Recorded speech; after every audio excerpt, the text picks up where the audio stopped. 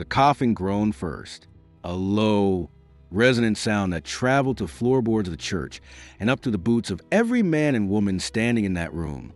Then a crack. Then the smell hit them before they could process what was happening. And then the box that was supposed to contain the dignity of a man's final moment split open in front of his family and delivered something that no one in that congregation ever fully recovered from. Welcome to the raw frontier. Today you're going to learn why the air in frontier towns carry death in it like a physical weight. What happens to a human body in 40-degree desert heat with nothing slowing the biology down, and why the single most dangerous place you could stand in the American West was sometimes not a saloon or a battlefield but a funeral. Hollywood gave you the clean version. The duel ends. The villain drops. The Undertaker steps forward, unhurried, professional, tape measure in hand, and within a tasteful cut to the next scene, there's a pine coffin, a dressed body, a ceremony conducted with quiet solemnity, while the townspeople bow their heads and the widows weep with composure. The camera never lingers. The camera never smells anything. The camera was built specifically to protect you from what actually happened in those moments, because what actually happened was not cinema. It was biology, moving faster than anyone wanted it to, in heat that had no mercy, and in a time that had almost no tools to fight it. Let's begin with what the body does the moment the heart stops, because understanding that timeline is the only way to understand particular desperation that defined death on the frontier. In a modern city, a body is intercepted almost immediately. Refrigeration, embalming, a controlled environment. The biological clock is stopped, or at least slowed to the point where dignity can be preserved and arrangements can be made with some semblance of calm. On the frontier, in the 1860s and 1870s, in a cattle town in Texas or a mining settlement in Arizona, in the middle of summer, none of those interventions existed. The embalming techniques that had been pioneered during the Civil War, used to preserve Union soldiers long enough to be shipped home to their families, had not traveled widely to the frontier. The men who knew how to perform those procedures were mostly in the East, in cities, serving a different kind of clientele. What the frontier had was heat. Relentless, indifferent, accelerating heat that turned every biological process into a race the living could not win. The moment circulation stops, the bacteria that live in the intestinal tract, with to spend an entire lifetime being managed by the immune system, recognize that management is over. They begin to spread outward through the tissue. This is not a slow process. In ambient temperatures above 30 degrees, it is aggressive. In the full blast of a desert summer, it is nearly immediate. Within hours, the internal organs begin to break down from within, and the byproduct of that breakdown are gases. Methane, hydrogen sulfide, ammonia. They accumulate inside the body cavity because they have nowhere to go, and the body, following physics, begins to expand. By the end of the first day in desert heat, the face of a person who had died that morning was no longer recognizable as the face of the person who had been alive. The soft tissue swelled beyond their natural proportions. The skin changed color in stages, moving through shades of green and gray and finally toward the deep mottled black of tissue that has been entirely overtaken by decomposition. The tongue, no longer contained by the muscular control that kept it in place during life, swelled outward. The abdomen distended to a degree that strained whatever clothing remained on the body. And the smell, every account from the period that touches on death in a frontier settlement, returns to the smell with a consistency that suggests it was genuinely inescapable. Not a background note, not something you could stand upwind of and avoid. It was a presence, a sweet, overwhelming putrescence that embedded itself into wood and fabric and hair and did not leave. Saloons that were used to hold bodies before burial absorbed it into their walls. The clothes of people who had simply walked past a building where a body was being held carried traces of it for days. The flies arrived in black clouds that were visible from a distance before you could see anything else, navigating toward the source with a biological precision that made them one of the most reliable indicators of death in a settlement.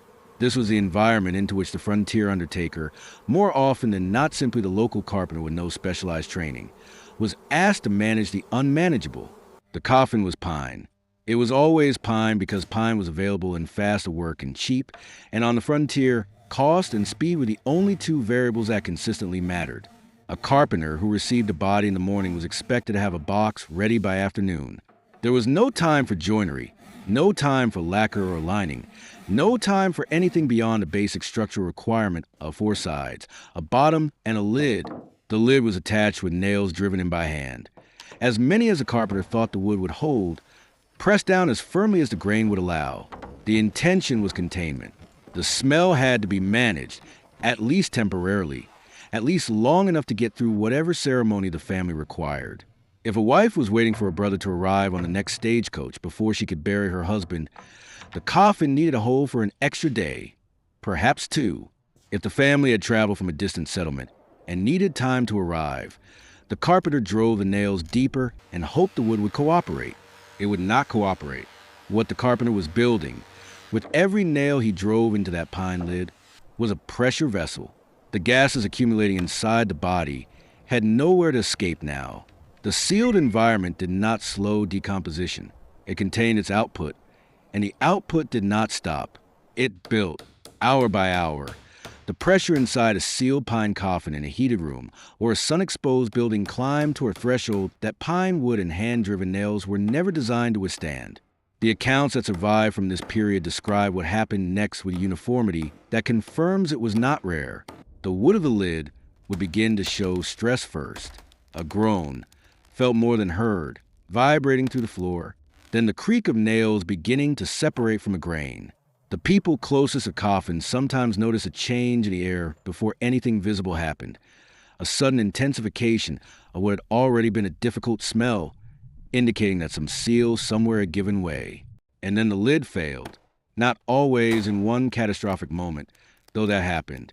Sometimes in progressive splitting along the grain, the wood parting in ragged lines while the nails held their positions uselessly.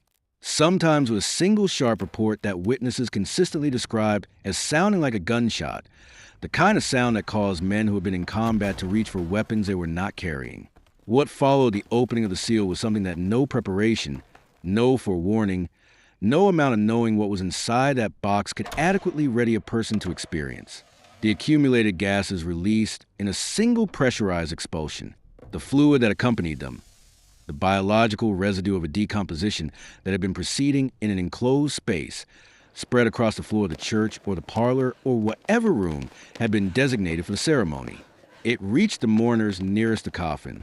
It reached the clothing of the pastor. It saturated the floorboards in a way that the wood would carry for months regardless of how vigorously it was scrubbed. The responses described in accounts from the period are consistent. People left the building. They did not leave slowly or with decorum. The involuntary physical reaction to what the body had just absorbed through every sensory channel overrode every social convention about appropriate behavior at a funeral. Some people did not make it outside before their bodies rejected what they had been forced to take in. The ceremony, whatever remained of it, was conducted outside at a distance and concluded as quickly as possible. For the families of the dead, there was a particular cruelty in this outcome that went beyond the physical. They had brought people together to honor someone. They had gathered to grieve with some structure, some ritual acknowledgement that a life had mattered and that its ending was worth marking. And instead, the biology of the frontier had made even that impossible. The grief had to wait. The body had to be dealt with. And then, if they were still standing, if they had not scattered in the chaos, they could try again. The solutions available to families who wanted to slow this process were limited and often created new problems of their own. Ice existed in the frontier West, but it existed the way certain luxuries exist in environments that cannot easily support them, at enormous cost and with catastrophic unreliability. Ice had to be cut in winter from mountain sources, packed in sawdust, and transported over hundreds of miles of rough terrain to towns that often had no adequate storage facilities to receive it. By the time it arrived, a significant portion had already become water. What remained was rationed with the kind of care normally reserved for medicine. Using a block of it to slow the decomposition of a body was a financial decision that most frontier families simply could not make. Alternatives existed, and they were applied with the desperation of people who had nothing better. Damp sawdust packed around a body could slow the surface temperature slightly.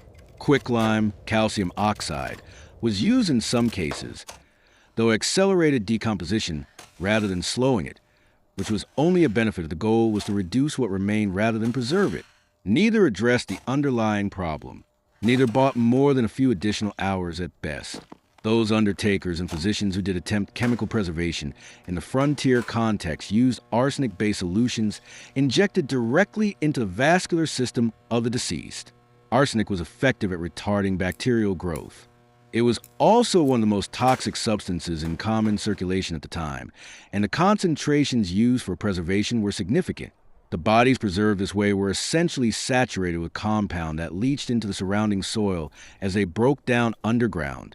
The cemeteries of frontier towns that used arsenic embalming broadly did not have to wait long before the groundwater beneath them began to carry the chemical signature of everyone buried there.